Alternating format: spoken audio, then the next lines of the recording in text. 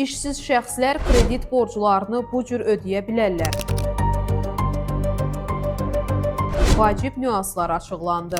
İşdən çıxarılan və bank krediti olan şəxslərə qanunvericiliklə ən azı 1 aylıq ödəniş güzəşti verilməsi məsələsi zaman-zaman müzakirə olunur. Xüsusilə iqtisadi çətinliklər, iş yerinin bağlanması və gəlir itkisi fonunda vətəndaşları maraqlandıran əsas suallardan biri də budur. İşsiz qalan şəxs kredit ödənişini gecikdirirsə, ona qanunla möhlət verilirmi? İqtisadçı ekspert Əkrəm Həsənov bildirib ki, hazırki qanunvericilikdə borclular üçün məcburi güzəşt mexanizmi nəzərdə tutulmayıb. Stat: qanunda ümumiyyətlə heç bir səbəbdən borcluya avtomatik möhlət və ya güzəşt hüququ nəzərdə tutulmur. Yəni şəxs işdən çıxarılsa belə, bu kredit ödənişinin dayandırılması üçün hüquqi əsas hesab edilmir. Hər bir bank vəziyyəti özü qiymətləndirir və qərar verir. Güzəşt etsin, yoxsa etməsin. Bəzi hallarda banklar müştərinin maliyyə vəziyyətini nəzərə alaraq kredit təhlili, müddətin uzadılması və ya aylıq ödənişin azaldılması kimi addımlar ata bilər. Lakin bu qanunun tələbi deyil. Bankın daxili siyasəti və təşəbbüsü əsasında həyata keçirilir. Statın sonu. Əkrəm Həsənov qeyd edib ki, vətəndaş işsiz qaldıqda ilk növbədə bankla əlaqə saxlayaraq vəziyyətini rəsmi şəkildə izah etməli, mümkün restrukturizasiya variantları barədə danışıqlar aparmalıdır. Hazırda isə kredit ödənişləri ilə bağlı güzəşt məsələsi tamamilə bankların qərarından asılı olaraq qalır.